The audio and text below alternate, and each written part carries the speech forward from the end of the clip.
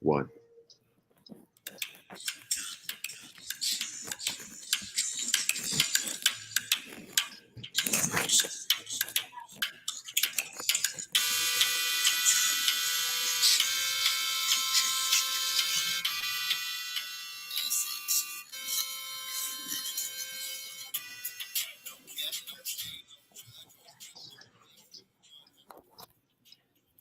All right. Hello, hello, hello, hello.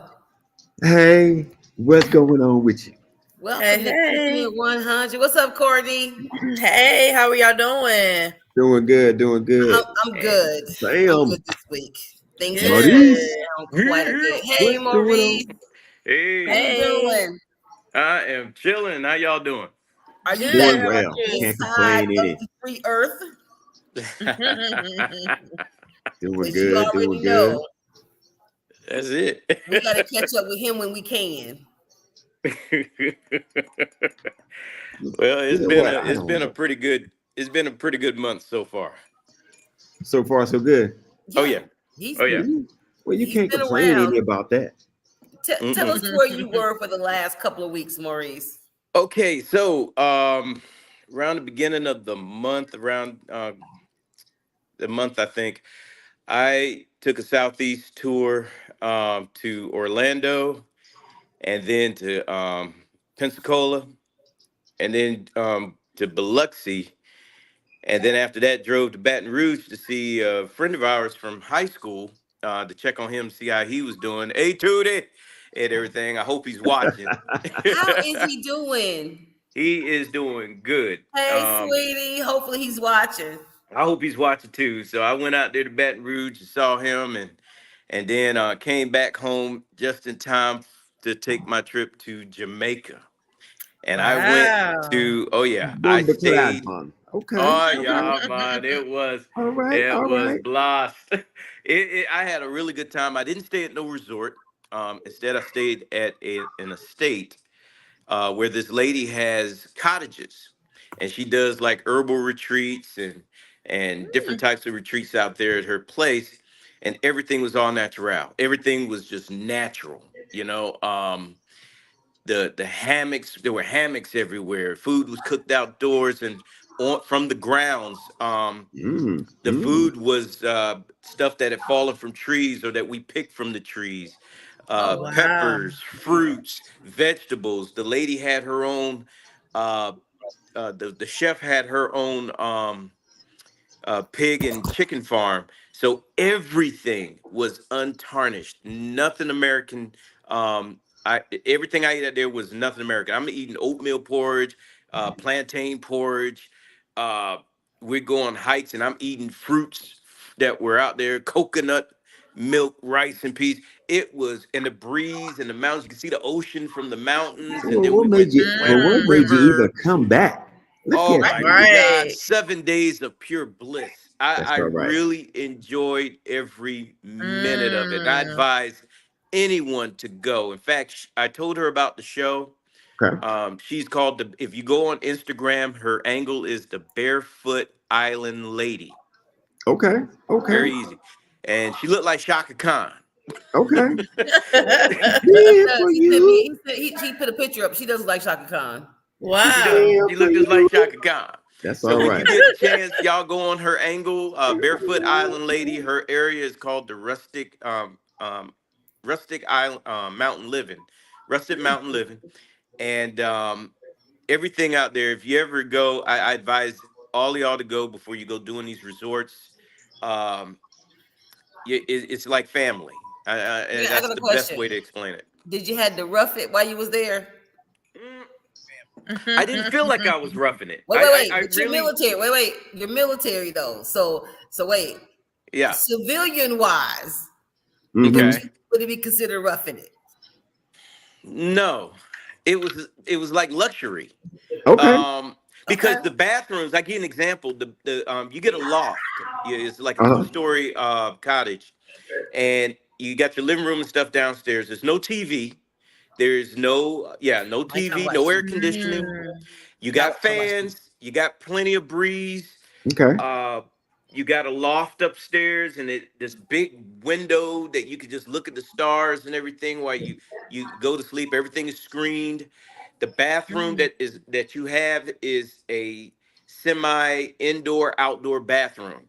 Okay. So if you're taking a shower, it's almost like you're taking a shower outside, which is Outside. usually what you'll get from the Yeah. Well, you know what? That Well, sounds like we might need to keep it 100 Insight TV with the right? barefoot lady of the islands. That's what it Yeah. sounds like to Ooh, me. that would be so amazing, though, What you talking about? to It was talk to great, and her. I'm and gonna look, tell you. they wash your clothes. Look, and they'll wash your clothes. So you got this lady there that will wash the clothes like your grandparents used to do it. I mean, she Oh washes Wow. your yeah. clothes outside in the basin and then hangs them out on the line in front of Well, your place. why didn't you just send us some footage? We would have had it part of the show today. You know what? Well, but we're gonna save it for the We're next gonna do show. that. We're gonna do Yeah, Yes. that. I got plenty of Well, footage. I'm gonna tell you what. I already can tell you. Y'all gonna be no, Houston did not.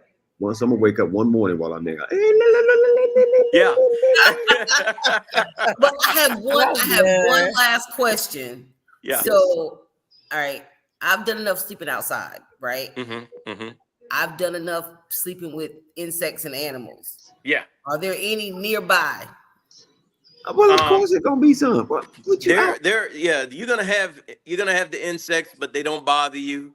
That You're was in your gonna she's childhood, got dogs I'm on the done. property, but they're guard dogs, right? and these guys don't bother the guests. They Right. basically pay attention to what is trying to come in if it should. Okay. They even got a cat. Okay, this little cat is a kitten, Hmm. but I don't think the kitten knows that it's a Kitten. cat, or yeah, because he hangs out with the dog and it growls. Oh, Yeah, see, the yeah. cat growls. Oh wow. You need some Yeah, footage if of you all that. As long as I don't see no kind of like wild animals and stuff like that, I'm good. well, you have business Yeah. women. You had there were two business women out there when I was there. A businessman that was out there. These people owned their own businesses when I was there, and now I think the folks that are out there now are foreigners from England and Asia, and they got one white dude out there. I think she just did an interview with this one guy. So it's not what you think. It's not really roughing it. It's just Okay. Okay. pure relaxation, man. So You that's can't good. beat it. That's all right. That's all Oh yeah. right. Yeah, that's good. Oh, well, I'm game. I travel Well, 24/7, so well. Oh yeah. After that story, I'm not talking about my week because it was nothing compared to that. I'm good. I didn't do a It was thing. nothing compared to that. Nothing. I didn't do a thing. Excellent. What about you, Courtney? You've been skydiving this week, hang gliding, Oh snap. None of that. cave, Look, hey, just cave just been hunting. here in North Carolina fighting this pollen. So that's all I've been doing. Hey, hey, that's a jungle out there itself. taking my medicine and fighting this pollen. That's a jungle in itself. Yeah. All right, Only Edna, what thing about I've you? done now, I will say, anybody from that was originally from Pitt County, even if you're not from Pitt County, didn't go to school in Pitt County, we have a few rooms left on this Viking Unleashed cruise if you want to Okay. go. Okay. It is about, for the rooms that I have, we are about 90%, 95% Really? booked. Wow. So, and I don't know if I can get any more rooms. So if you want to go, hit a sister up. We got transportation going from Greenville all the way to Miami. Okay. Mhm. With Mark Okay. Hicks. Okay. I'm sorry, Mark, I cannot remember your bus line, but I'm gonna get it before the end of the show. But his bus line is gonna be taking people from Greenville all the way down to Miami and back. Okay. Oh Got really? you covered. Mark Hicks? Mhm. Oh wow. Okay. Nice. But other than that, I'm traveling. My travel starts in a couple months, my first trip. So All right. Okay. ready. Okay. Well, I tell you Not what. Jamaica, but I'm ready to go. That's So all right. Mr. Houston got us someone to come on to the show tonight. That's going to talk about insurance. And just after a brief conversation with him, I realized that at the age of my age, I know nothing about insurance and how it works. Gotcha. Like, I Gotcha. know the bare minimum compared to what he was saying yesterday. Well, I'll tell you what, let's bring him up. We'll start the show with him a little bit. Oh, he's over there being creative. Look at this. He over here being creative. He's ready. You got your own banner. You know what, Vidal? I got you, brother. I got you. Yes. Mr. Vidal Harris. Come on in the building. Look at that. Still holding you. We're gonna have to create you a background. We're gonna put you a background together now. Okay. You already ordered one. Yeah, I got you. I got you. How are you, sir? Doing? Ain't no need to complain. Y'all don't want to hear it. There you go. So you know what?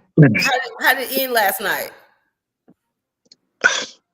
That was the only team, OKC, that cost me $713. The Grizzlies covered, Phoenix covered. Boston lost last night. No, Boston won by 35, but I had OKC with 14.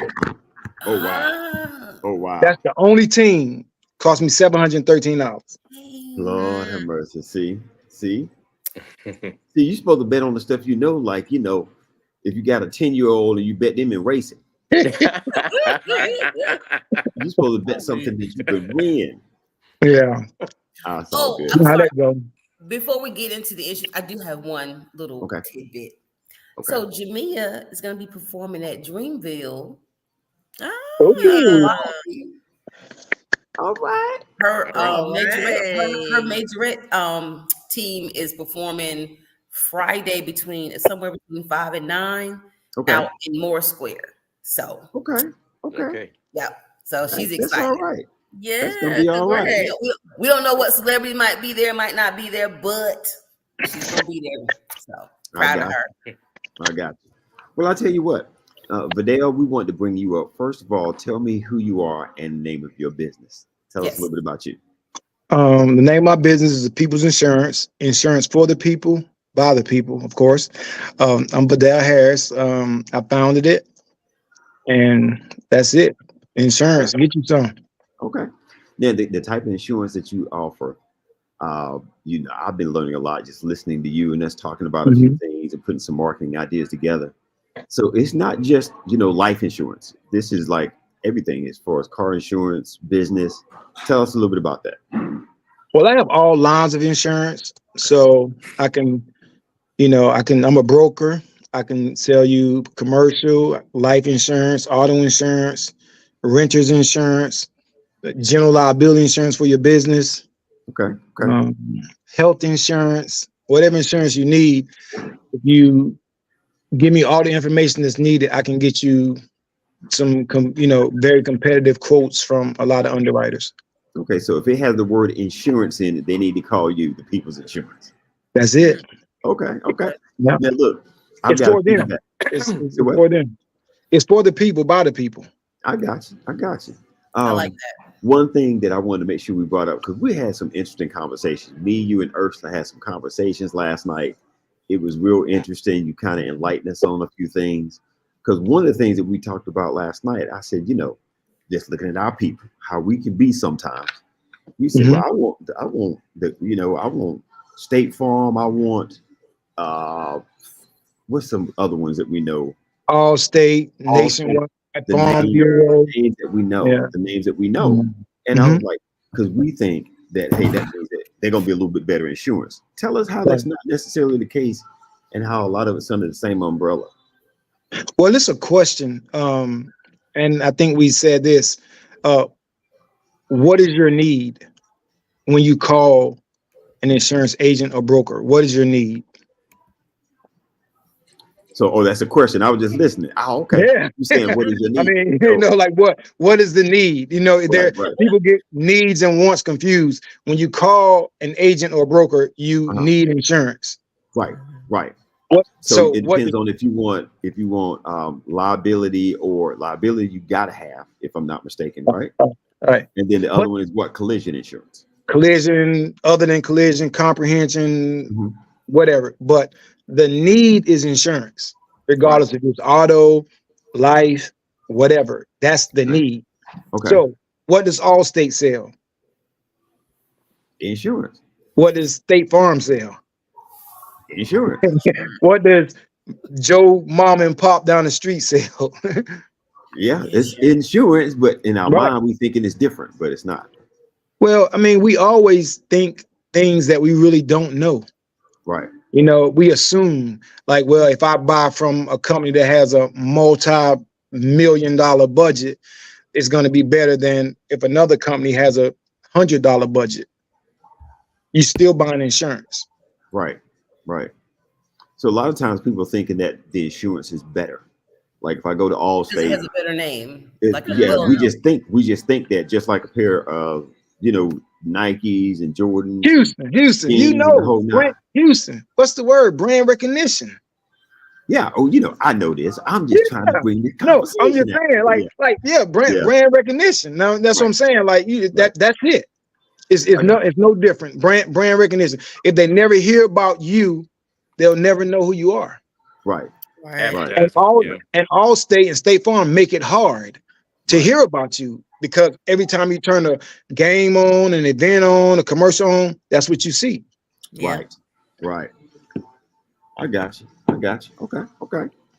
So that's it. I mean, with any insurance care, Allstate has, they own a lot of the other companies that you think you're going to buy from. That's not Allstate. They own them. Oh, this is a different tier. This is a different thing. It's still owned by Allstate. Right. Gotcha. So there are different tiers, but no one company has better insurance than the other. Not even me. Right.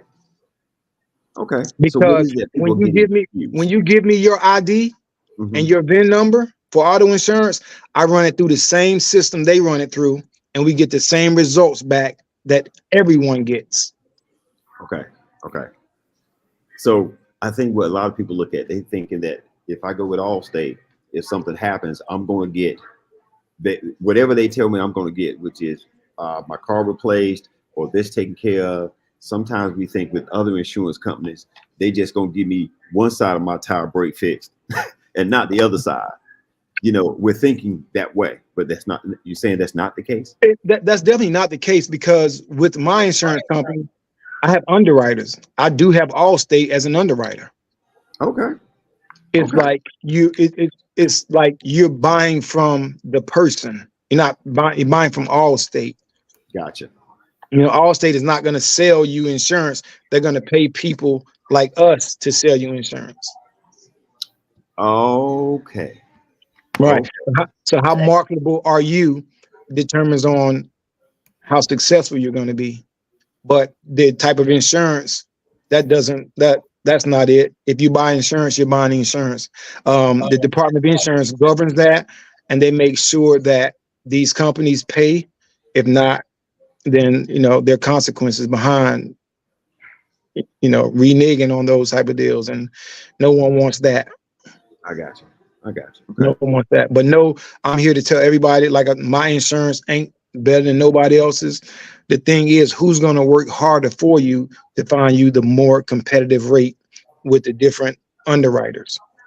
Okay. And that's what the General does. They have such a big network that they can run through however many to get you the lowest rate. That's what we joked about last night, because I was like, the new name is the General. And I was like, well, is the General insurance better than anybody else's, or is it cheap? And you're like, the General don't really do insurance. They just go to underwriters. It's a brand recognition. They've created a brand of the General. Okay. Like, I had no clue. Because until I heard of Shaq, I didn't know who the General was. Right. And I mean, Shaq got millions of dollars. But I mean, would he be doing, of course, why is he doing a General? And he's probably insured really by the General because, hey, General, go find me some insurance. They'll just find him some insurance. That's it. To cater to Shaq. Anybody can find you insurance to cater to you. Gotcha. And the thing that I thought was interesting, and in a sense, I can see you turning out to be the people's insurance being just like the General insurance, because what was interesting to me, Shaq talked about how when he was in college, he didn't have the money to be getting insurance, and he had bought the car and didn't realize how high the insurance was. The only people that would cover him was the General insurance when he was in college. And he said he always remembered that. So when he got to be where he is, he said that's how he ended up being a partner with him. So that's why I thought that the General was an actual insurance. Right. Actually, insurance company. Right. And he probably went to the general Mm-hmm. and they found him some insurance that he could That's what he afford. said. But, Right. right. But the general, you understand what I'm saying? Like if you, okay, I was going to buy an Allstate agency. Mm-hmm. And if you are an Allstate agent, if you own an agency, you're a captive agent, which means you can't work for anyone other than Allstate. So I can't find you anything other than what we have to offer at Allstate. If I own an agency. State Farm, all the people that are captive can only quote from their company. Mm-hmm. But when you get the general, he can quote from all the other companies because it's not a captive agency like Allstate and the bigger ones. So, Anchor, all those people, those are like brokers. When you go to Allstate, that's who you go to, Allstate. So you're going to get $1,000 if that's the lowest Allstate has to offer. But if you come to the People's Insurance and you're paying $1,000 with Allstate, I can go to a couple other ones to try to get you to maybe 500, half of what you're paying with Allstate. So that's one of the things. They don't have I'm sure they know people that they can send business to that don't fit, in their demographics. But other than that, they don't have the flexibility to be able to offer you that lower rate because of so many companies, because they're captive agents and they don't work for anybody else other than them. They told me I would have to either transfer my whole book of business to them, but any other people, I would have to drop everybody that wasn't with Allstate. Even all my existing book of business, if they didn't transfer over, I couldn't service them. I got you. So, Vidal, could you give us your information? So I'm gonna put it in the chat so the people can see it. It's V Harris at thepeoplesinsurance.com. That's my email. My number is 252-218-93. I'm not no speed typer now. I thought you was a 300 word a minute typer. Well, look, I'm trying to we're gonna make sure we put that information in. .com, right? Harris at thepeoplesinsurance.com. And you guys, and that's INS, not in just spell it's the people's INS. within S. Ursula, keep some pen and paper around. Hey, look, Ursula, you guys keep holding it down. For whatever reason, my outlet is not charging. So you guys keep going while I try to figure out why this laptop is not charging. I got you. I'll be right back. Okay. All right, so it's V Harris at thepeoplesins.com. Yeah. Okay. And what was the phone number? 252-218-9357. Okay. And the website, of course, thepeoplesinsurance.com. So how long have you been in business? I've been doing it for a while. I don't know the exact year I started. I start and stop because I do other things, but I've been doing insurance for a minute. I started, my very first company was Allstate. Was Aflac, and a lot of people start with Aflac, and then I just did different things. Okay. So now, is it the People's INS or is it the People's Insurance? It's the People's INS for my email. But it's the peoplesinsurance.com for the website. Yes. Gotcha. Now, I know you do insurance, but you also you got another business on another business. So what is that? It's bail bonding. And what's the name of that company? TV bail bonding. Watch us get you out. No. Like that. Like that. You did that. We're gonna have to do a commercial now. He stayed ready with it. Right? Look, I ain't mad at the hustle though. You know what I'm saying? Hey, right. That would be a cool commercial too. Definitely. Yeah, we're gonna make a commercial with that. I can see it now. Watch us get you out. Very nice commercial on Facebook. We hope we don't need you. Right, but it's good to know. I hope you don't. I hope you don't. I hope you don't. I hope you don't. You know what? But you know what? Let me say this. But I'll come get you if you need me. but you know what, Ursula? This is something I want to make sure we get Vidal back, because I think everybody should have in their phone bail bond. Yeah. Period. Sure. Because you get that phone call or you know something about to go down, you need to be able to say, let me press 9, which is Vidal. That's gonna Yeah. call. Because we can get that call from anybody. My son could be a car, you know, people Yeah. get stopped for no reason. Yeah. Stuff And I happens. literally have been called to for help, and Yep. I didn't have nobody. I had to scroll on Facebook See what I'm literally saying? and see if someone shares, and then I Right. got in contact with Right. someone. Yeah, I didn't Right. have nobody, so Right. it's definitely. It's just Unfortunate like, you know, circumstances happen to us all, yeah. and we Yeah. never know. And we never know when it's going to happen. And when it Yeah. happens, you know what? Watch him get you out. Watch There it. you go. Right? There you go. What? Hey, a look. fact. Hey, I'm paying. What I'm that going to get pay you him. out? You know. That's a fact. That's a fact. That is I definitely. have I have a 20-year-old, so I constantly worry about him, you know, out and about and things like that, because you never know. Yeah, And right. to Right. be able to have someone to call, someone to be able to say, "Hey, I need you to help my son," is Right. a big deal, you know. Yeah. Because And be I don't want to go legit. down there You don't because have then to someone might wait have to half get both a of day us for out. them to come. Yeah. Yeah, As- and as hopefully it said, doesn't go that far. It could be just for advice. I mean, anything, you know. Yeah. Well, Right. Vidal, that's one thing I want to make sure we get you back on Keeping It 100 or Incite-tv. And we're Mhm. going to do a show that we just going to talk about the things you need to know about a bail bondsman, what you need to know when you call, you know, Right.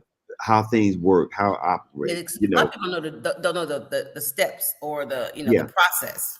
Because see, when P. Diddy called me, I'm calling Vidal. Because he's going to need one shortly.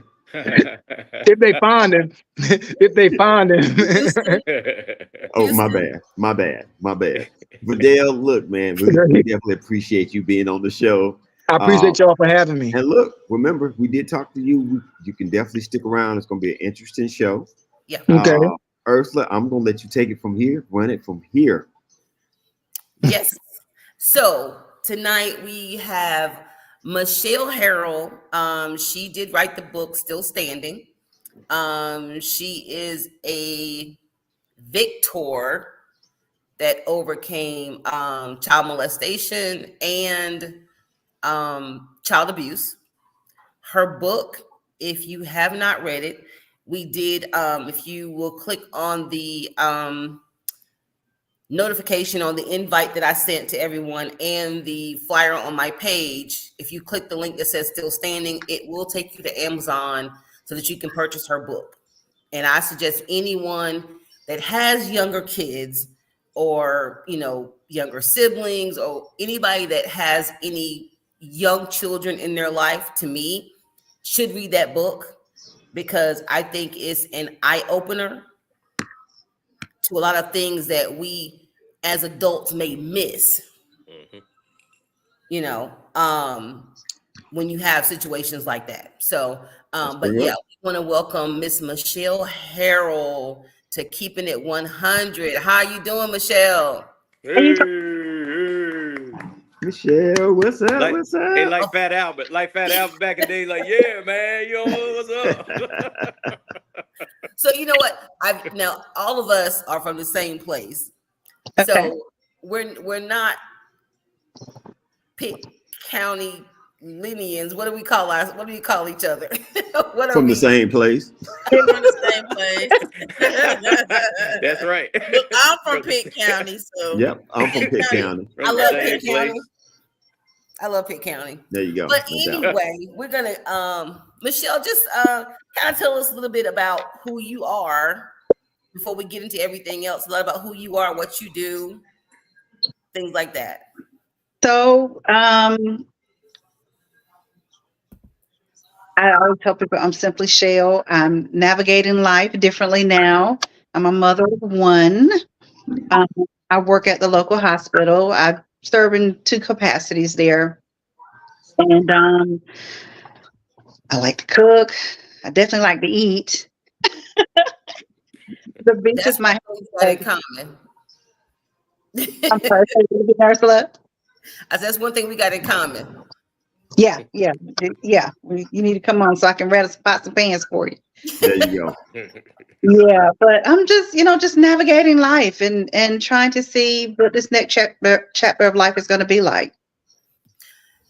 I think a lot of us are in that situation where each chapter tends to bring a lot of different, Yeah. either possibilities, revelations, and I think once each year we get older, if you notice, each year you seem to know more about what you should have done before. Yes. Right. I'm just hoping that I learn That's life. enough before I get too old that I can't do nothing about it. Right. Right. Right. And now that I finally stopped lying about being 25, maybe I can enjoy my 50s. See, Well, I ain't stopped lying yet, and I dare anybody to tell me I'm lying. So you gonna keep on the same circle until you just come to the realization. It's You okay. getting old. It's okay. You getting old. Because my daughter turned 25 last year, so oh yeah, You can't be the same age as your daughter. Right. Well, Not what I that's don't see, here. the reason why I lie is because people see me and my mom together, like, oh, y'all look just alike. I'm like, wait a minute, that woman's in her 70s. We can't look Well, that alike. just means she looked good for her 70s. That's all. I said either she looks 50 something or I look 70 something. So you need to let me know. And then you're gonna tell them you 25. Yeah. Yes. Lord. Prove me wrong. Anyway, so Michelle, you did go to, and you went to Conley for a brief moment. You graduated from J.H. Rose High Rampants. I'm not gonna smile on that one. All I can do on that one is he disappeared. There you go. He disappeared. Courtney disappeared too. Y'all hating on my Rose Rampants. Don't do that. Nah, I'm just messing. Courtney, we all what high family. school you in? North of the river, North Pitt Panthers. Oh my God. You too, North Houston? of the river. North Pitt. Oh my God. It seems, Maurice, that we were the only two that knew what we were doing. Yeah. though I'm gonna say this, and everybody can get down me if they want to. I did have a hankering for J.H. Rose, but unfortunately, I was at Conley. Did you say unfortunately? Unfortunately, yeah. Well, I started out going to school at St. Gabriel's and then Walcoats. But then, oh wow, yeah, you supposed to be going to Rose. Yeah, I was supposed to be going to Rose, but then we got moved out there to the country. Gotcha. Okay, all right. So we're not even gonna talk about high school because evidently all of y'all were mistaken on what y'all were doing. Okay, the Vikings ruled all of Pitt County, but we're gonna let it go. Yep, and you still 25 if you think that. Okay, go ahead. Agreed. Okay, all right, let's get to the book. Me. Anyway, so Michelle, I know your book is called Still Standing, and it can be found on Amazon.com. We did have the link on the flyer. I will post the link later in the show on the chat so that everybody can be able to see a link to the book. Okay, thank you. Right. And first, why did you use the title Still Standing? Self-explanatory. Yeah, it is a testament of where I am. And don't get me wrong, there are different degrees of standing. Sometimes I might bend, but I never break. There you go. Standing, yeah. So I guess getting into the book, the first question I have is, after surviving such a horrific ordeal, why open up your old wounds to write this book? I didn't want to. It was never anything I wanted to do. It was never a thought I had, hey, I'm gonna write a book and tell the world. That was the last thing I wanted to do. It was prophesied to me a few times, in my prayers and my journey with God. He said, I need you to write a book. And I said, no. And if you know God, you can't tell God no. Mm-mm. And it got to the point that I couldn't sleep at night. And literally the titles of the chapters and the words were swimming around in my head to the point I couldn't sleep. I had to get up and write. Oh wow. Okay. So, um, So, I'll tell you the last, the people that prophesied the book into my life, they told me that God had a purpose for it. mm, That's women's empowerment I went to.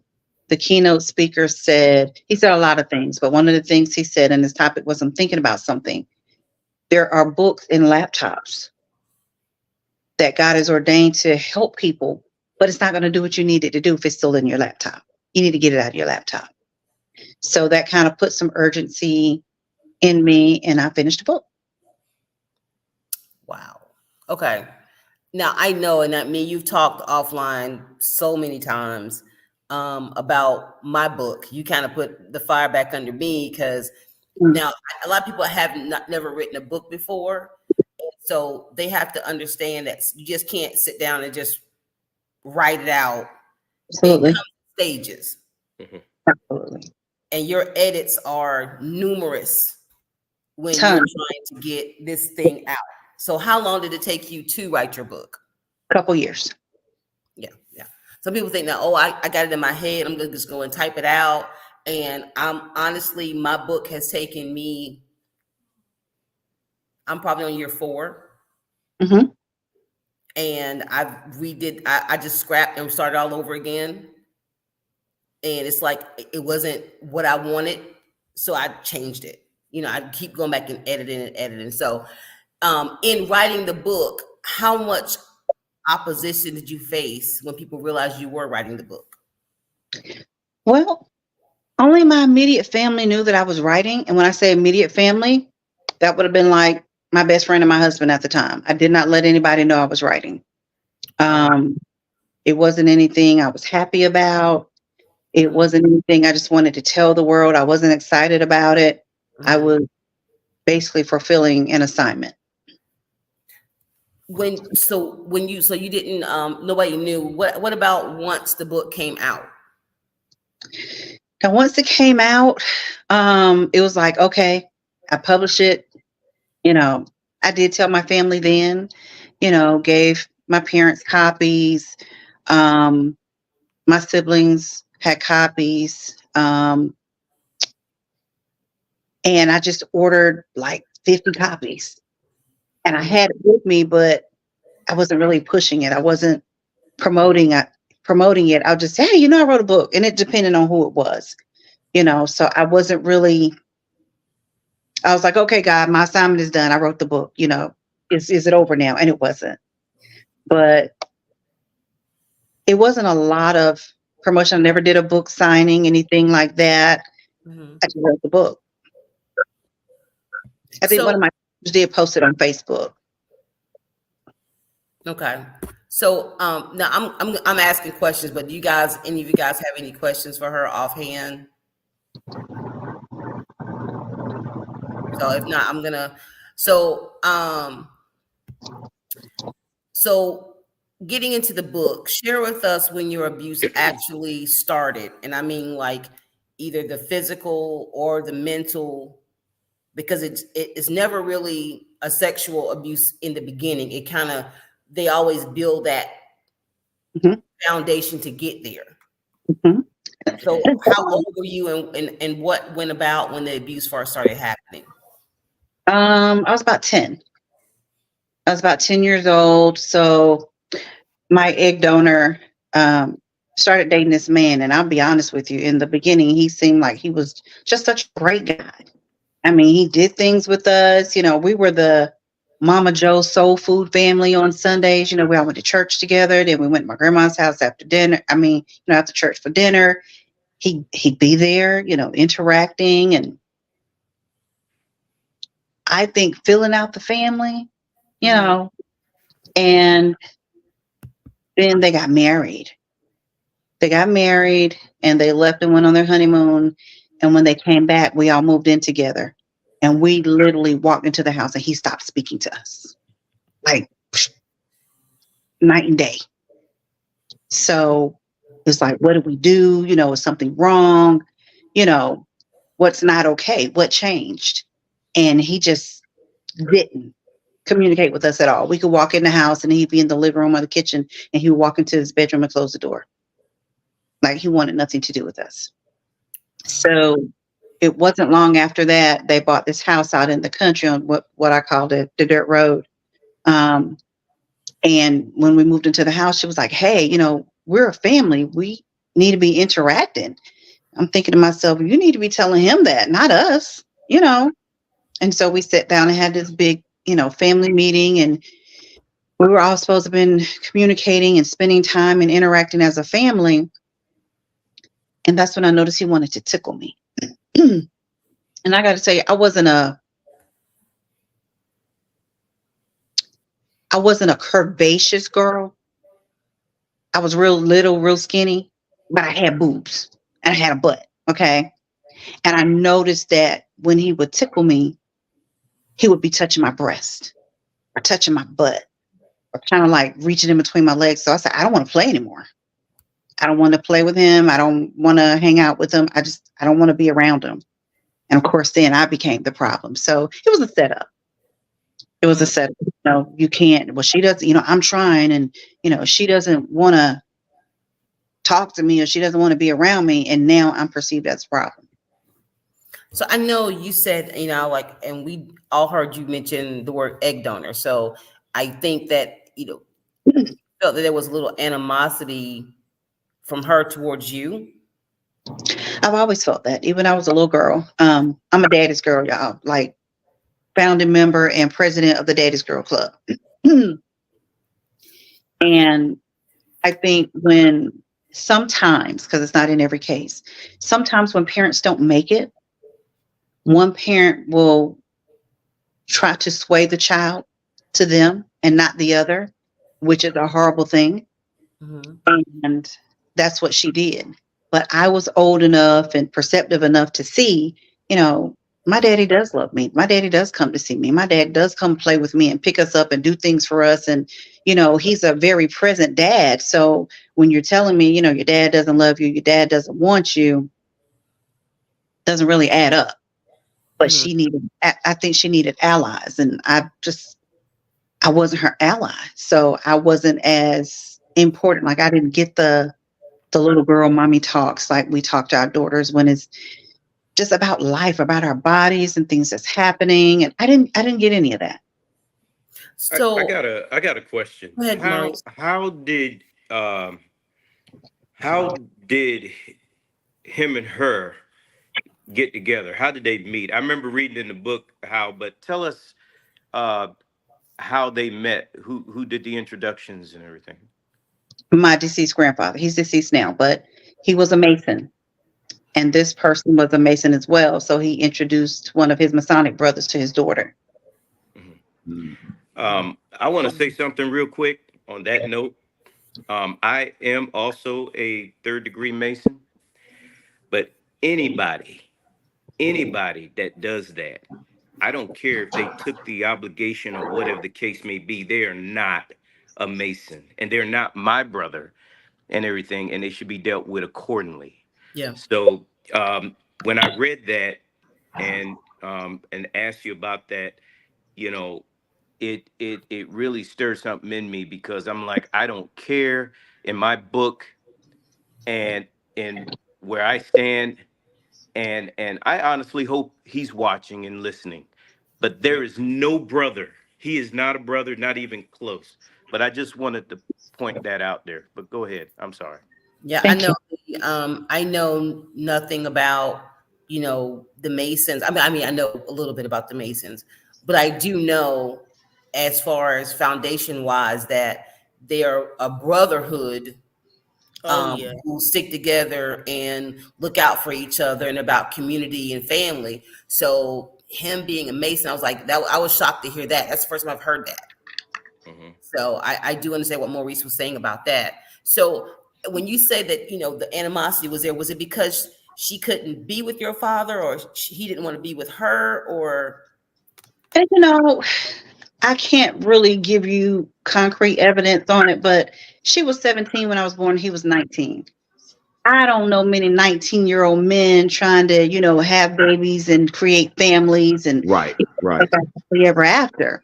right. But I do True. know the 17-year-old girl, when you fall in love for the first time and you have all these dreams and visions of grandeur, and oh, this is going to be a fairy tale and we're going to be together forever and we've got this baby and it's just going to be a happily ever after and goody goody gumdrops and rainbows. Right. Mhm. And then Right. reality sets in and it's not that. So you're hurt. Yeah, and just to kind of the shows we've had in the past, Houston, about relationships and things like Right. that Right. does play a part in the relationships when these girls get into relationships and they have these babies out of wedlock, and then the guys don't want to be with them, and then they use the kids as pawns Yes. to Right. make his life miserable, be it Right. with child support, keeping the child away from him so he can't see him. And when you do that and you deny a father being in their child's life, things like this can happen. Yes. Right. And you're making it bad for the child too. Yeah. You're forgetting that is a decision is being made for three people at this point. So yeah, that child is also he's getting or she is getting the brunt of that situation, and Mhm. it starts another cycle of that Exactly. all over again. It Yeah, does. this It is true. does. So Um, go ahead, Houston. no. I was just going to piggyback on what you said a little bit. You know, there's so much research that talks about that, and it goes on both ends. But a lot of time, the mothers will have animosity towards that child if they look anything like that father, Mhm. Yes. if they have the ways like that father, Yep. if they adore that father, So Yes. true. they will have an issue with that child. Mhm. It's almost like they're trying to break them out of that. Yeah. Mhm. You act just like your daddy. Who wants to hear that when you can't stand that man Exactly. Right. for whatever reason, and it causes problems, and then you try to draw to someone else, and it just causes more issues. So, and when I read that, that part in the book about how, as you put it, you call your egg donor how you were treated. Being a child, I can't see how is you get through that. Yeah. You was talking about parts of your book about the thing that really got to me. One part that you mentioned, and I don't want to give the whole book away, which we're not going to do that tonight. I think everybody should read it. That you talked about you wanted to spend time with your mother, and your family always take trips. Your aunt, your uncle, your grandmother, Mhm. everybody takes trips. And you made a comment about how I made the decision. I don't know if you said you were 10. I'm not sure of the age. That you decided that I'm going to stay with my mom to spend some time with her. Mhm. And as soon as your family drove off, you looked at your mom and said, "Let's play hide and seek." Do you Yep. remember that part? I You do. said that you wanted to play hide and seek with your mom, and she said, "Okay." And I She did. guess you must have counted. You've been the one counting, Yeah. and then you start counting and start looking for her and couldn't find her, and then you go to the door and notice that the door of the house is locked It was locked. and left you sitting outside. You are an incredible writer, Let me because tell you. when I read that, I could visualize and see every part of that book, What did I every tell part you? of that scene, Yeah. every part. I was sitting there picturing you sitting on the third step. You might have Hmm. been on the top. Just like this. Yeah. Hmm. And Just like that. you Mm. described it in the book about putting your hands on your face and sitting there Hmm. outside. And I can Mhm. only imagine what's going through your mind as a child, that you like, my mother locked me out of the house and we're supposed to be playing hide and seek. Mhm. And like you said, and the part that really got me too is you said, I really don't remember if she apologized or not, which most likely probably not, Mhm. with everything else that you talk about in the book. But as being able to write something like that and to articulate it so well in a book, I think everybody needs to read this book. Yeah. Wow. I told her when I read it, because I got the book and Maurice shared it. I think Maurice, like the second time you came to Keeping It 100, when you started being on the show, he brought me the book, and I think I read through the first chapter and I stopped. I know I think I went further than the first chapter and I stopped because one, um, have knowing what somebody violating you feels like, I just didn't want to read it. Right. I kind of already had an idea, And so I didn't want to relive her trauma and mine. That's right. And so you told me, you said, go ahead and finish the book, go finish the book. And so the night you told me that, I went and I read it from beginning to end before I went to bed. Mhm. And like Houston said, I could literally, it was like a movie. The Mm-hmm. way you described the events in the book, I was replaying it in my head like a movie. That's how good the writing was. Thank you. And so, but yeah, you detailed some very graphic things Mhm.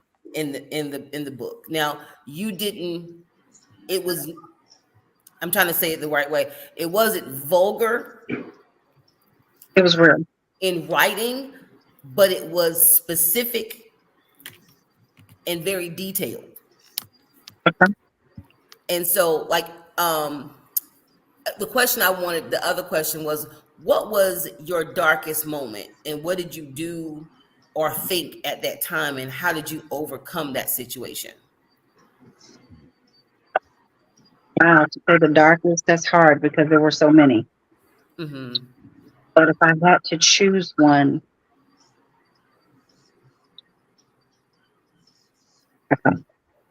so, and this is in the book as well. So we're all, I'm not sure about Courtney, but we're the same age pretty much. Remember strawberry shortcake and blueberry muffin? Yes, my granny had bought me a strawberry shortcake nightgown. And this particular night, he was just playing head games because that's what he did. Um, you know, made me come out of my room to the living room and lay on the couch. And, I'm so sorry I'm doing this to you. And he stripped me naked. He bound and gagged my mouth with duct tape. And I hate duct tape. I don't like it.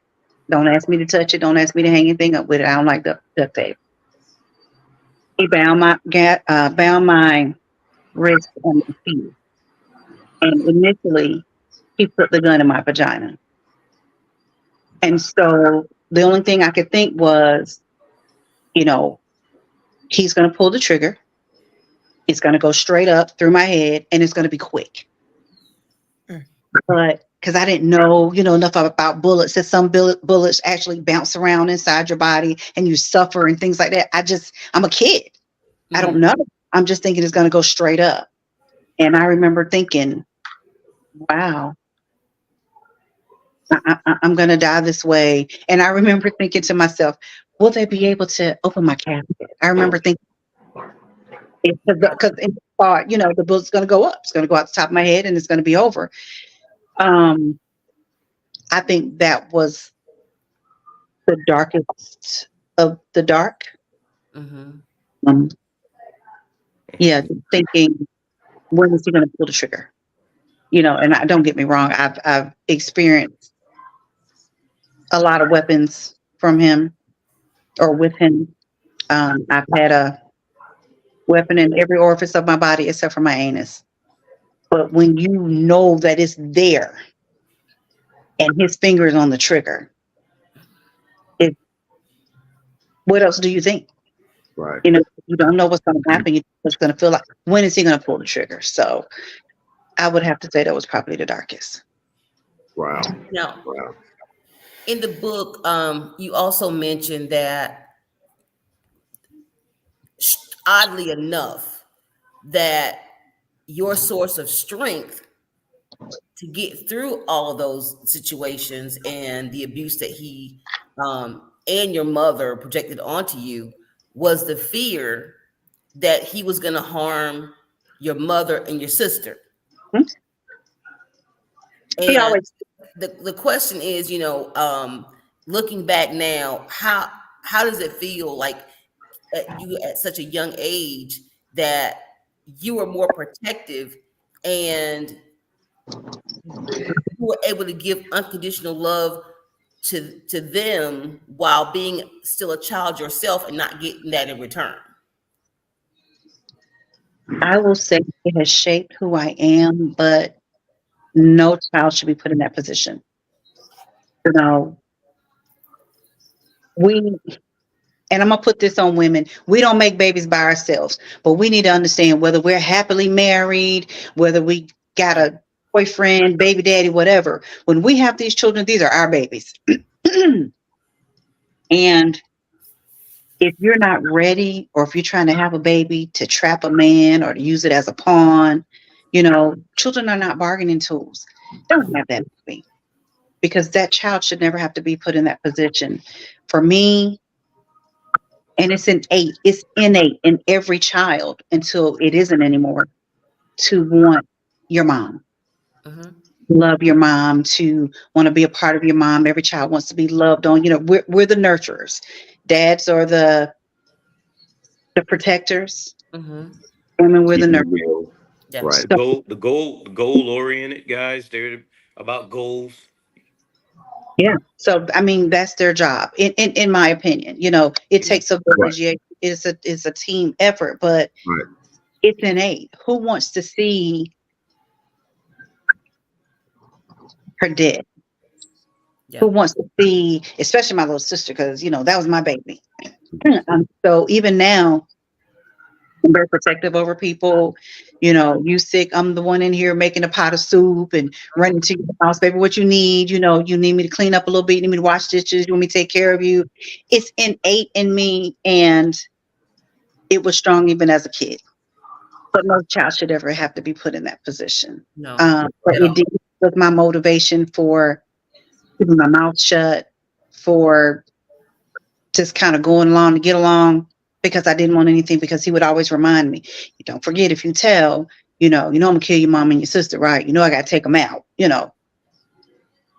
I think that's the go-to for most abusers. They find what you care about the most, Right. and they use that to manipulate you about taking it away from you.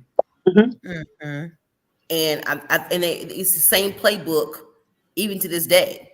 And I, being in situations similar to what you're talking about, I literally had to, like you said, it shaped who I am, and it shaped how I talk to my daughter, because I let her know. And she doesn't really go to a lot of sleepovers. She has certain friends and families that here in Raleigh that we've been with since she was very like a baby.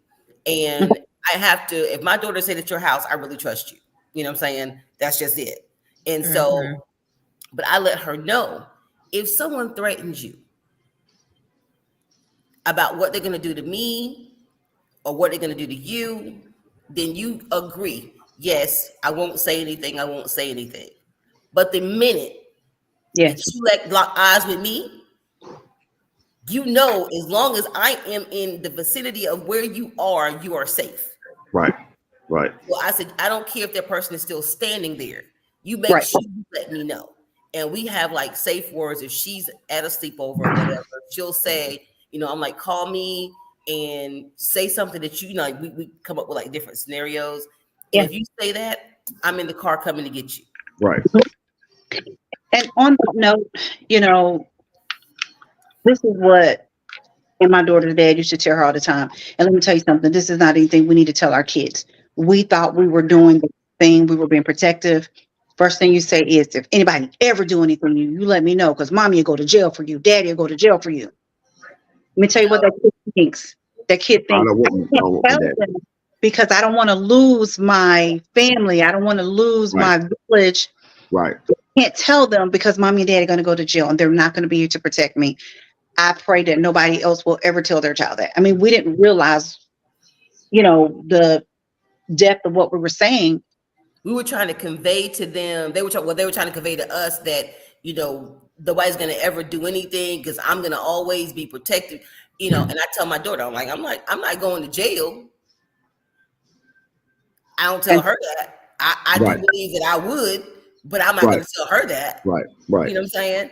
I know with everything in me what I'm going to do. Right. But I try to get her, I always want her to feel safe enough to tell me anything. Right. I think the thing of it is, it just needs to be,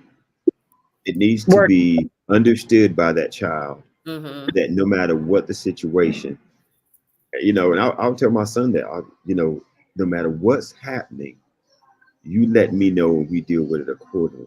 Exactly. You know, don't keep it to yourself. Even if you think I'm gonna get pissed off and mad, or not so much about this, Yeah. just any situation, you Mhm. can deal with that. But promise you that if you tell me, it's gonna be a whole lot better if you don't tell me, you know, whether it's good or bad. Yeah. Right. But tell me so I can work from there and figure out the problem. Because, like you said, if something like that would happen, even when I had stepdaughters, I would tell them all the time, uh, you know, and Michelle, you know me from back then. Yeah. You know, I anything happen, I got you back. Yeah. Yeah. I got you back. You know, I'm not saying that I'm gonna do anything and go to jail, but and I would tell Cricket this. I said, but if that person end up missing, you and I Right. know what happened. Yep. Yep. Right. But Yeah. something about this, something gonna go down. Whether he and I gonna have a long conversation, and he gonna be too scared to touch anybody else until I can get him behind bars. But he might be missed. Yeah. But don't worry about the consequences. Just make sure you Mhm. tell me, because you holding it like Shell did, holding this story for so long, it drives your direction of your life. Yeah. It does. Even if you don't know it, it drives the direction that you go in your life. And so being able to have someone to talk to, even when it happened, if we had therapy back then, you know, if we had that type of stuff, things could have been different. But And but with you this was book, it afraid to makes tell it different. anybody. So what now? I was afraid to tell anybody. I know. That's what I'm saying. You know, we didn't have therapy. Like you couldn't tell anybody, you didn't want to tell anybody, or you might want it to, but you were afraid to. Afraid. Yes. And I think that's why books like this are important, so kids understand you gotta tell somebody. Somebody. And I think another issue is the resilience that we, as kids of the 70s, 80s, and some of the 90s, we had more resilience than a lot of kids these days Hmm. because bullying in school, when we were in school, you know, it was a bad thing, of course, but we endured and we got through it because we knew high school was not going to be forever. Right. And we learned how to cope, be it being, you know, studious, be it, you know, going to sports, being, you know, mechanic, whatever our little niche was, that we got through it. Right. But kids these days, you know, kill themselves Yes, they do. over just bullying in school. Yeah. Peer They do. pressure is terrible. And I have to talk to my daughter on the level of kids these days because I'm like, let it go, don't worry about it. You know, it's just, you know, kids acting stupid, but it's their life. That's the bullying now does not stop when you get off the school bus. Right. That social media is something, Yeah. you know. You know how they So, say, you know how huh? they say, you know how they say that there's an old African proverb that says it takes a village to raise a child. Hmm. Mhm. And I'm trying to figure out, when did that proverb come out and what part of Africa did it come from? Because I've never seen it. I've never seen a community uh do anything like that for kids.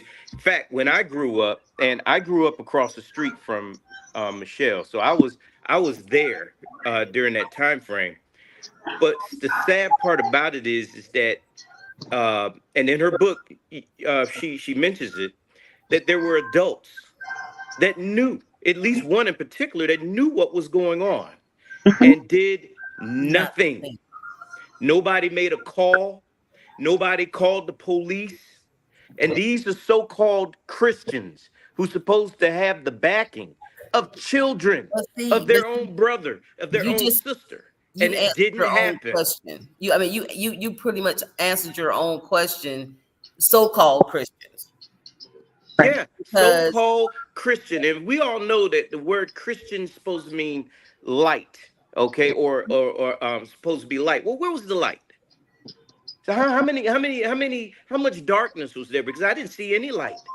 Okay, that's the sad. She saw no light, during that time that was going on, and it's terrible. yeah, Um, I've read the book twice. Yeah. And and I sit back and I go back to my childhood and I think, well, darn, I was going through similar stuff because I call my so-called mother egg donor. I don't even see I don't have anything to do with the person because of the toxicity and what went down as a child. But across the street, she's going through that. It makes me wonder who else in my neighborhood was going through that. Yeah. Going through that. Yeah. You got folks now. They have they live in closed or gated communities, and I'm like, do you really think that makes you safe and everything? That guy across the street, he may seem like a nice guy and wave and speak and will tell you something that seems to help you out and everything, but behind closed doors he's doing horrible stuff on a regular basis. He'll Yeah. smile. I was fooled that way. Yeah. And I guess It I have so becomes, much passion. I have so much passion about her book. I have so much passion towards her and that situation because, on the side, I was fooled. yeah. So it makes me wonder where that proverb came from for real because I don't see a community or a village raising a child. I Yeah. don't see it. Just push pause right there. Marsha said that, he calls his big donor. If you're watching the show and you're having a conversation with someone and, you asked about their mother and they said, well, oh, I don't deal with her, I don't talk to her. Please do not say, well, that's your mom. She brought you into the world. She gave you life. Da, da, da, da. Don't do that because forget walking a mile in their shoes. You may not even be able to put your big shoe. That's right. So you have to. You can't relate, you don't understand, and you don't know. So you're judging the person saying what that person should do, and you don't even know the situation. Yeah. If you don't know what's going on and you don't care to ask, or the person doesn't care to share, but I think if one more person tells me, "Oh, well, that's still your mother," you should reach out, you should do this. There are mothers that have killed their children. Thank So, you. Thank you. you know, I'm not gonna I don't believe in force feeding anybody a relationship with somebody they can't, that has harmed them. Absolutely, You know, um it's toxic. that That's there are people in, the story of the lady that went on vacation for 2 weeks and left her the baby was 9 months old, 8 months old, alone at home by himself. but that's an egg donor. She donated an egg. And she had the audacity to stand in court in front of the judge and say, well, I know that God forgives me and my child forgives me. Let me tell you something. I'm a mom. I do believe some people were put on this earth to be a mom, be it to their own children or to somebody else's child. I'm a mom through and through because I love my children. I love my stepchildren. I have adopted children into my life throughout the years from jobs at the school, from jobs, I was working for the county. I love children. And anybody that can do that does not need to be called a mother. They're not even a human being to me, Exactly. because nobody with a heart or soul could do that. But anyway, I'm gonna get back to your book, Michelle. This is pretty much a sensitive question, and I've answered this question for myself. But like, in the midst of your abuse, how as a little girl were you able to endure being sexually assaulted, and since your abuse, how are you able to have a healthy sexual relationship? Because a lot of people shut down. I did.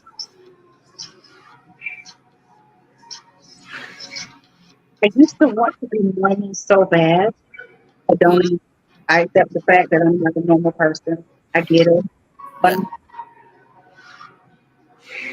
and because I did not experience Her audio is going. Your audio is Your going out. audio's going. it. Okay, There you go. because It's still. I think she muted something.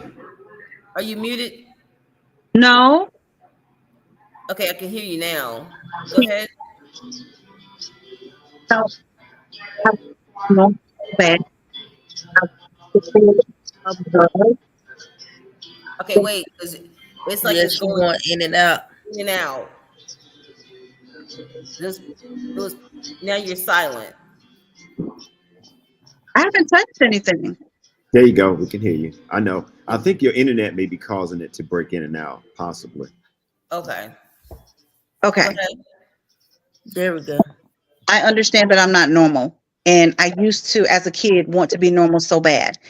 And because I hadn't really experienced a lot of love in my home, I wanted to know what love was. And so at that time, I equated sex with love. Mm-hmm. And I just wanted to know what it was like for somebody to love me. So I could, and it was two different things. When you are with someone that you care about and you feel like cares about you, is totally different from being with some nasty, grown tail man that is violating you. It's different, you know. So I was able to differentiate. So, and I mean, in my case, it was pretty much to me. I felt like I led a double life Yeah, absolutely. because because I had to be one way in a relationship with someone else. But even I found that past life encroaching upon my relationship because if you grab me a certain way or touch me a certain way, I'm ice cold. Yes. You Or I, know, um, my significant other and I had a situation. We were watching some crazy movie. Remember what the movie was now, and he was just playing with me, but he came up behind me. mm-hmm. I freaked out a little bit. You know, Yeah. it and it hadn't happened in a while. It solidified. This is always with me. You know, it's always going to be there. So there are Always certain gonna be things there. that I realize can't happen. And I mean, we play and do, we have a normal relationship, but things, you just can't come up behind me all kinds of fashion, especially, you know, when my mind is somewhere else or I've seen something that takes me to a place that, that I should have never been anyway. So, and I'm still not going to say I'm normal. I don't even care about being normal anymore. I embrace abnormality because it's just who I am. But I don't want my abnormalities to, I try hard to not let my abnormalities make my significant other feel alienated, if that makes sense. Because I've been alienated most of my life. And me and Houston, we've known each other for a while, and we talked the other day, Houston. With me, I like to laugh. I Right. spend enough time crying and Yeah. being sad and upset that now I live to laugh and have fun. Hmm. That's me because life is way too short. Now I've endured things in my past that still live with me today, but because I chose to be in a happier place, it does show its head every now and then. But for the most part, I focus on fun things, good things to kind of help me combat the bad things. Right. So now, so when this abuse was happening, what was going through your mind? How did you endure being assaulted? Like, how did you get through it each time? Initially, it was mind blowing. It was mind blowing. I wanted to die, just not at his hands. I really wanted to die.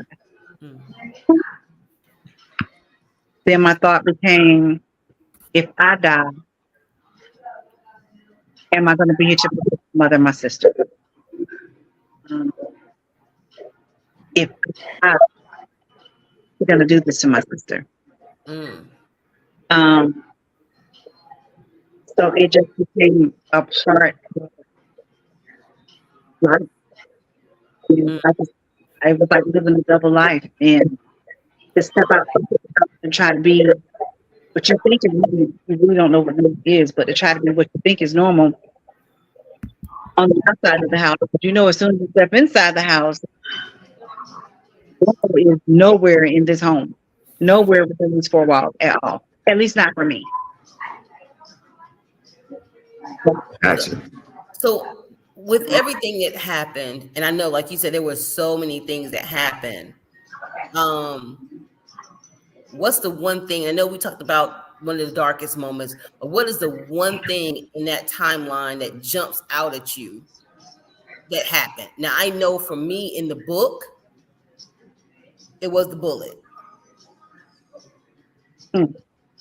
That to me, and I've read the book all the way through, and I know you said you only wrote a I love fraction of the things that happened to you. So the bullet was the one that still to this day, when I think about your book, that's the first thing that comes to my mind. you know, it's kind of hard to pick out. It's kind of hard to pick out the words. It all was hell. If you just ask Mm-hmm. about it sometimes. I feel myself, you know, can't be driven by this is like a nightmare, a horror movie, but it's this real, and I've lived it Mm-hmm. first. She's a good friend now. He endured the same abuse by the same person that comes from her. So we were kind of taking those. You're starting to break out again. Try bringing the volume down a little bit. I'm wondering if it's too loud and it's breaking up. How's that? Yeah. Okay. So, you know, and you know, she and I talk, we have an amazing relationship. And sometimes the things we talk about, we try not to go to the negative all the time, but sometimes it just goes there. And I'm like, no, I didn't dream this. I didn't make this up. I didn't imagine it. It wasn't in a book. It wasn't a horror movie. It was the horror movie of our life. I missed the part of who were you talking to about this, because you just said that what I could hear that sometimes it just goes there. Is this someone you were talking to, your sister, or A dear friend of mine who actually suffered the same abuse at the hands of the same person. oh really? Yeah. See, and I have not had a chance to go through the whole book. I got it yesterday because I misplaced the one you gave me. It's at home. I got to find it. But do you bring that up in the book as far as how it all came out, how it came about? Now I stepped away for a minute, so did I miss that part already? No. So basically, I have been going through this for a lot of years, and I just wanted out. I was miserable. I wanted to die. I hated the fact that I was still breathing. I just wanted to go stay with my dad. Mm-hmm. Like, my daddy's girl, always have been, am right now. And I begged the whole while, just please let me go live with my dad. Just please let me go live with my dad, because I knew my dad was a safe place. And finally, she agreed. She agreed to let me go. And I was ready to pack right then and go. And then, of course, she talked to her husband, and he was like, well, right now, shall we to the end of school year. Now I'm miserable again. And she's upset and miserable because it's beyond level that I don't want to be with you. I don't want to live in your house. I don't want to see you every day. I don't even really want to have anything to do with you. I just want to get out of this situation. And in the abuser's mind, I guess he thought if she leaves here and goes to stay with her dad, she's going to tell him what I've been doing. That's going to open the whole can of worms. So he tried to take my life that night. Again, but this time there was the beatings. He cut my throat, not fatally, of course, but he intended to taking me out that night. So And- Go ahead. let me ask you a question. Let me go back so I can understand. You were living with your mom and your stepfather. Okay. And then where was she during the midst of all this? Was she working a second shift job? Was she working? She worked second shift. That'd be my So question. he would go to work like first thing in the morning, and he'd get home in the afternoon, like when we were home from school. And then he would go to his other job, like 6 o'clock in the evening, and come back. He'd be back by 10 when he worked the other job. Other than that, he was just at home with us at night. Gotcha. Because that's why I was wondering, like, where was she doing all this? When all this was going on, she had to be working an off shift. How did he have so much time? Most of the time she was at work, but then there were times the very first time he touched me, she was in the kitchen. Okay, right. I can understand what you were saying about that because he was trying to play tickle games, stuff like that. Right. Okay. So, the very first time he touched me, she was in the kitchen. We were in, her bedroom, me, him, and my sister, and we were just watching TV. And I slid down on the floor, and he literally came down there and stuck his hands in my pants. I had never experienced anything like that before. And it wasn't a good reaction. Right. No. It wasn't a good reaction. And sometimes we would all be in the house, and, you could look across the hall from bedroom to bedroom. The door was open, and he'd be like, come out your room, come out your room. To make me stand there in the hallway, she was in the bathroom or something like that, just so he could touch me. So she wasn't always. Right. He was being slick about the things he was doing, even while she was home. Right. Yes. But No, I just wanted to ask, granted, he is clear he was the bad guy. Can y'all hear me? yeah. Granted, he was definitely Sorry? the bad guy. Oh, just two. I can put him right here. I I can can take him still up. hear you, babe. Thank you. What? I'm sorry. Go ahead. Get he? What Go ahead. happened? Okay. Clearly, he was the bad guy, but he wasn't the only villain in this story. No, he wasn't. And the egg donor, how do you think she knew what was going on? I do. And let me tell you After reading the book, I think she knew. why. My significant other now can't tell me, hey, you and your daughter get ready to go to the store. Well, she can't go. You gotta leave her here with me. She gotta be back here with me. She can't go up there with you. And if you think about, whether you're married in a relationship and you sleep in the same bed sometime, you may not know when your significant other gets up out of the bed at that moment, but eventually you'll know that they got up, or that they're not in bed. You get used to sleeping beside somebody. Don't put on them, when you roll over to reach out and touch them, they're not there. You have little boys in your house. You never stop to think, where is he? Mm-hmm. Think she knew, and she couldn't handle the reality of walking outside and seeing it, outside her bedroom door and seeing it. And Now, when you became an adult, I'm sorry. Go ahead. And when you became an adult, and you're now moved on. You're beginning to move on with your life. Mhm. Tell us what she did, how she was, what she said.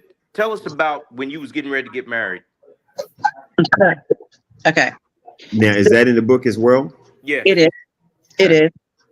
So I got married early. I was 20 when I got married, and my fiance, at the time, he proposed. We were all excited. We were planning the wedding. And again, it's innate for a child to want their mother. Okay. I hadn't gotten past it yet. And dropped me off at her house. I said, listen, and at least, and he wouldn't go in. He was not having any parts of it. But he dropped me off on, at the corner of her house. And I walked in, told her, I said, listen, he asked me to marry him. And I said, yes, and we're going to get married. And, I would like for you to be there. Said, you're getting ready to get a husband, and that's something I no longer have because of you. As far as I'm concerned, I only have one child. And I was so upset. I ran out of the house. I was crying blindly, and I'm just running. And my fiance obviously saw me coming, and I done ran out in front of a car. I hear horns blowing, but I'm thinking it's him until he just kind of grabbed me and, put me in the car, because it wasn't his car that I ran in front. I mean, my eyes were closed. I was crying because I'm thinking to myself, he's in prison. We've gotten, I thought we were kind of working past. And for her to tell me that she no longer has a husband because of me. No, she no longer had a husband because of the stuff that he did. Right. So again, my fault.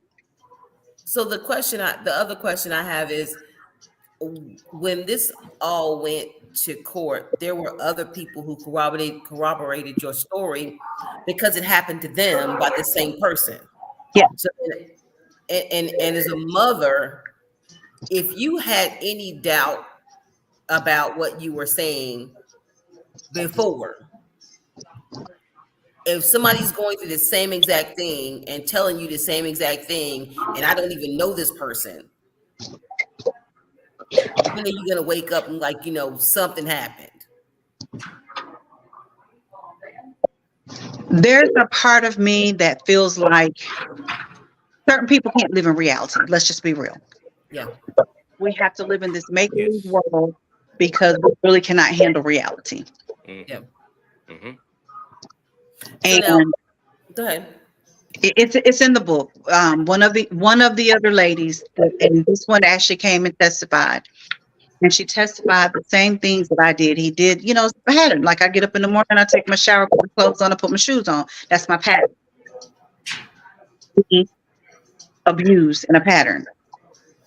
Except for this woman, you didn't have abortions then. Okay. She had her child. The product of that sexual abuse. And so when she testified that, the judge said, well, hey, go get the kid. So we literally went to recess, and we're all sitting around in the room, and she walks in with this little girl. She looks more like him than the children that he's claiming, the ones that we know about. And the whole courtroom goes, oh. She looked just, and don't get me wrong, this woman is, and I mean, I think the world of her, but she looked like her. Wow. And if you didn't know before then, you knew then. Mm-hmm. You knew then. Now, Then the judge did a court order DNA test. You know what Medea say? Dana don't lie. right? Don't lie. Yeah. Sure I don't. hadn't heard that one, but okay. Dina, Yeah. don't lie. DNA. It's DNA. DNA. Yeah, I know. Yeah, I knew what you. That's the first time I heard that term like that, and I was like, Oh, you're a Medea fan. You gotta be a Tyler everybody Perry know that fan, line. baby. right. Now, another, and it's also a sensitive question, but I'm asking because a lot of people don't understand they have a preconceived notion of a sexual abuse situation. Okay. So most they don't understand that sometimes even when you're being raped, while your head and your heart is screaming one thing, your body can react to the act of sex. It can. It's no for me. Yeah, no, You and can a man can be raped and have an erection. Okay, it's not what he wants, but human nature. and the Yeah. reason why I'm bringing that question up is because men are raped too. Absolutely. And I need people to understand that, it also falls in the category of what you wear or where you are, how much you had to drink, and people tend to put those. If you fall in those categories, you can't claim abuse or assault or rape. That's so not true. It's not true That's because not true. then their bodies can react whether they want it or not. Understand? Yes. And then if your body reacts, I know women who said their body reacted and they never said anything because they felt like their body wanted it. It's and sometimes I think you can misconstrue that. I was about to say the same thing, but Yeah. let me see how you address that. So being with a man that I desire Mm-hmm. is completely different than Exactly. that I was 11 when he finally took my virginity. Mm-hmm. Somebody had just ripped me apart. Let's Yeah. just be real. It the ripping apart feeling eventually went away because it was a constant thing, but it was never where, oh, this feels good. Yeah. That was never there. That So was never, when we talk about their reaction, men tend to think if a woman is lubricated, uh-huh.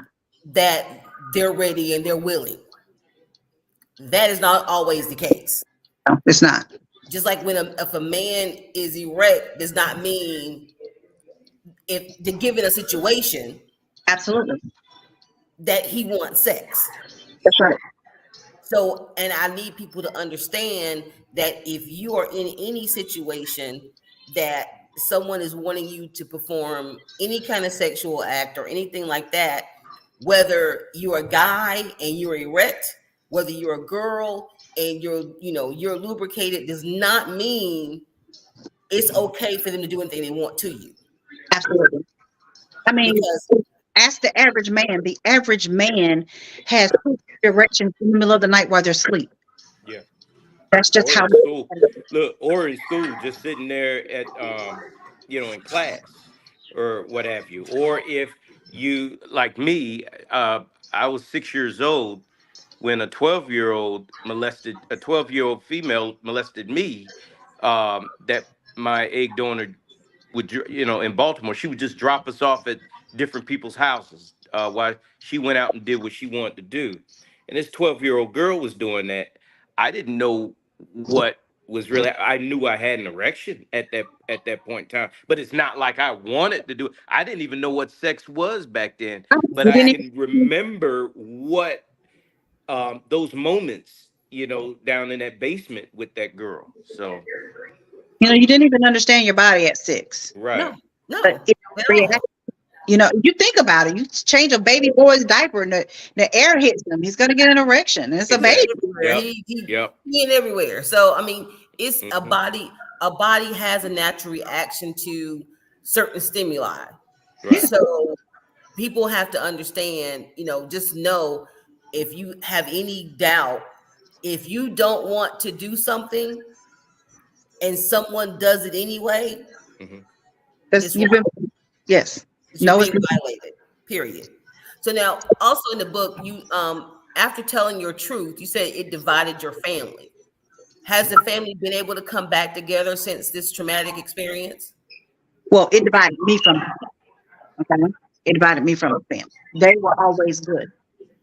They Oh, okay. they supported each other. They were, you know, got you some out there. Like when I did start to mend some familiar relationships, and I'm at my grandparents' house and I'm looking in a photo album of family events, grandparents' anniversary dinners and stuff like that. And I'm like, wow, everybody was here except for me. And I'm told what became the thing whether we're gonna invite you or we're gonna invite her. And we chose her. So they're fine. They still get along. They're I don't deal with all of them.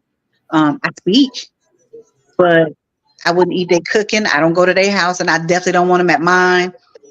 I have very few. Now, my cousins, me and my cousins are good. A lot of my cousins were younger. They didn't understand what was going on anyway.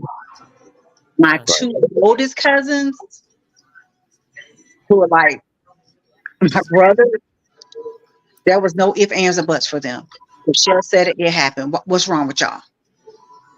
And I had one uncle who, right at the gate, he was like, he ours. We don't know him. If she said this happened, what is wrong with y'all? Yeah. Right. Yeah. But one of the cousins and the uncle is deceased. The other cousin, that's my man, 100 grand. He Right. never faltered.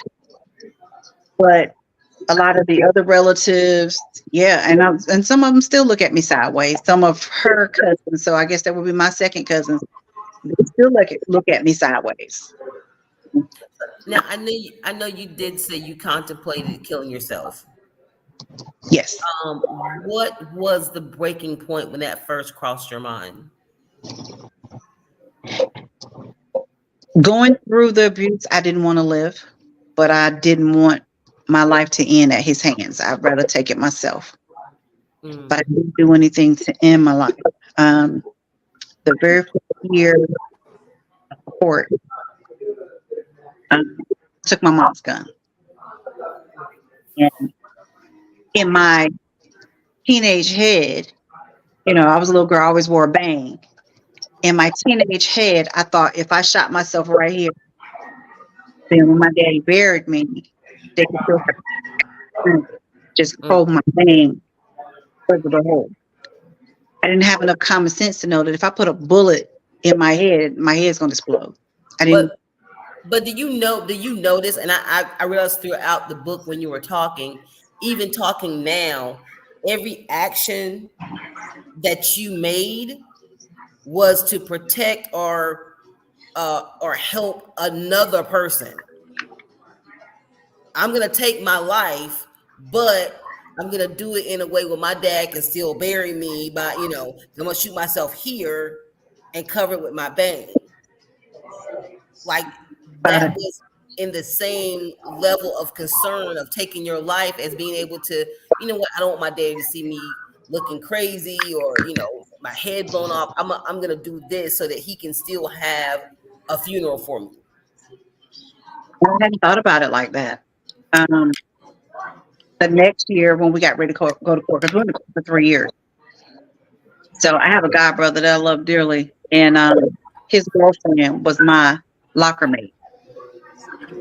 And I can't even remember what bottle of pills she had. And I thought to myself, if I just take this bottle of pills, I don't have to go to court next week. So I saw the bottle of pills. She realized something was wrong. So she said, hey, so he called my folks and he was like, I'm gonna pick her up from school, we can hang out. And God, I just got sick. It was like Tylenol or something like I don't know what it was. But I took the bottle of pills, I could go to sleep. And all I do is make me sick. And I can remember her being happy because You started to break up a little bit more. What now? You were breaking up a little. You started to break up again. So when he called, he said, "Hey, I'm gonna pick Shell up. We're gonna hang out a little bit." I was like, "Okay, well, we're gonna run grab something to eat." And he picked me up, and him and his girlfriend were at the house. They were in the bathroom with me. I was vomiting, and he was literally holding my hair while I vomited in the bottle of pills. She got to the point, she said, I can't take it. And she left. He literally sat there and held my hair while I vomited in the toilet, the bottle of pills that I took. Mm. That's when I realized I can't run from it. God's not going to let me take my own life. I got to put my big girl panties on and I got to do this the right way. And then I realized also that if I wasn't here, he may not pay. And, don't ever know how a jury is going to decide.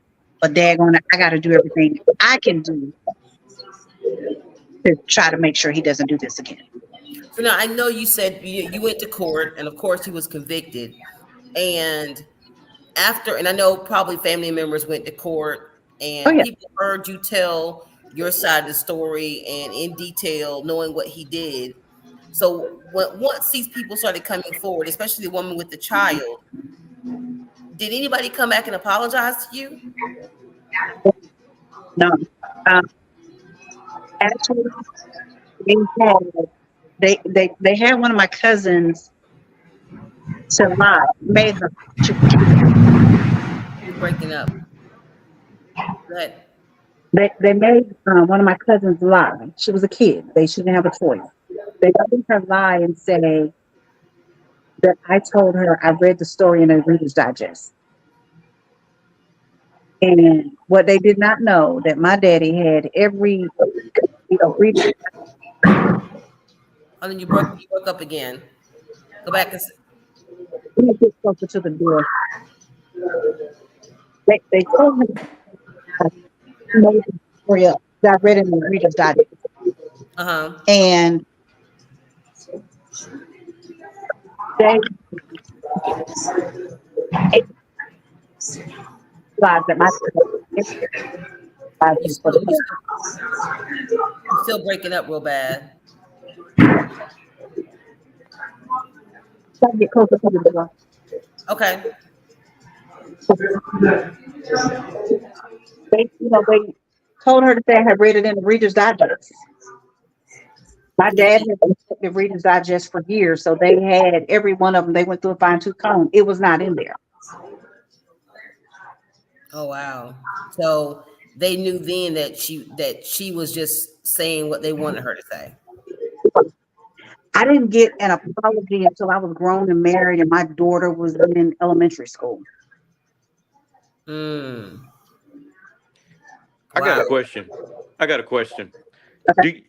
Do you believe that the egg donor should be in jail along with him? Absolutely. I agree. Oh, absolutely. I do too. Totally agree. I totally agree. Any woman that will not defend or protect her children and allow anyone to abuse her children Exactly. deserves the same exact sentence Exactly. that the person who committed the actual abuse gets. Period. Especially if she knew. Exactly.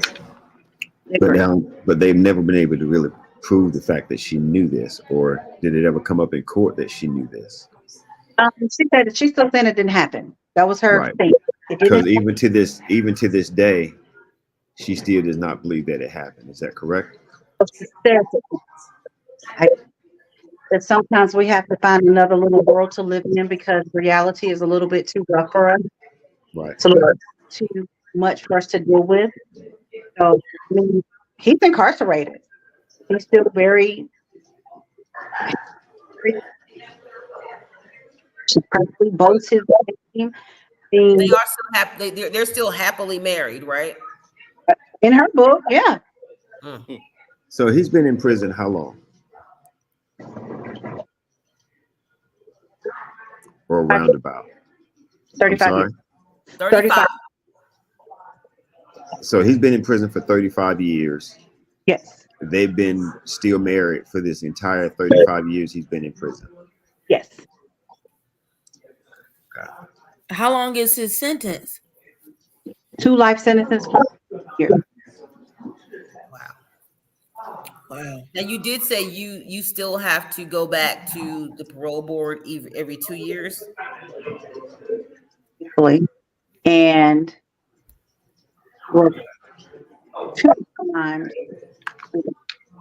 we did Zoom conference calls, Mm-hmm.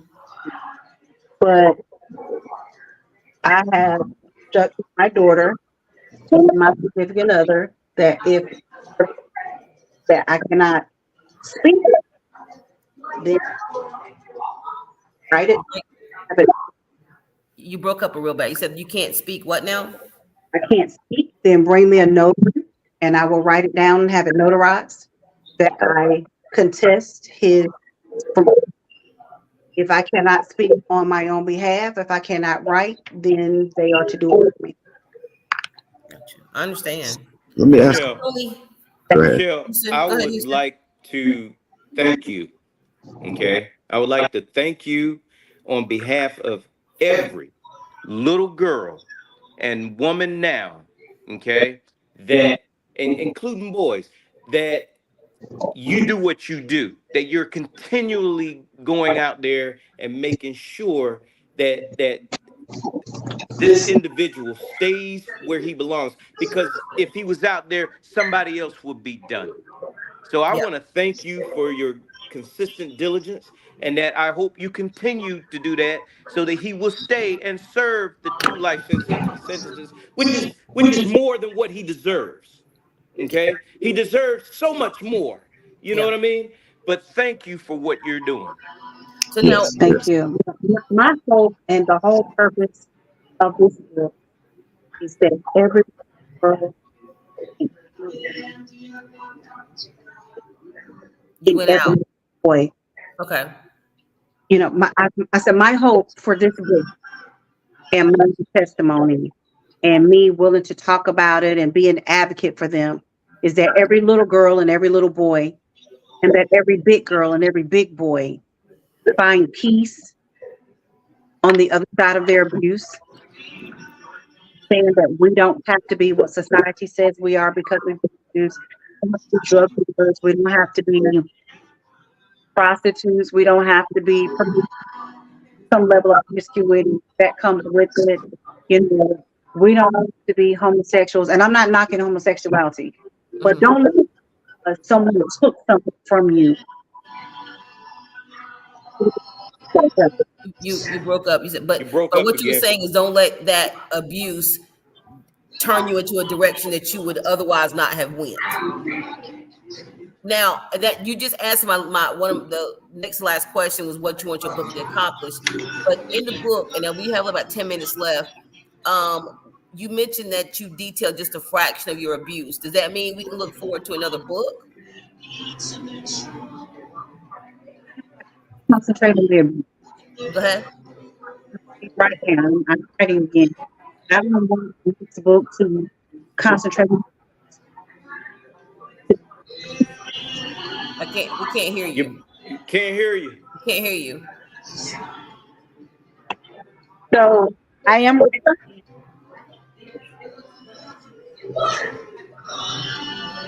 Can't. Still can't hear you. We can't hear you. Okay. Go ahead. writing again, but I want the next book. I want people to know what happens on the other side of the abuse. Okay. She want people to know what happens on the other On the side. side of the abuse. Gotcha. What Yeah. happened in court and not graduating on time and all that.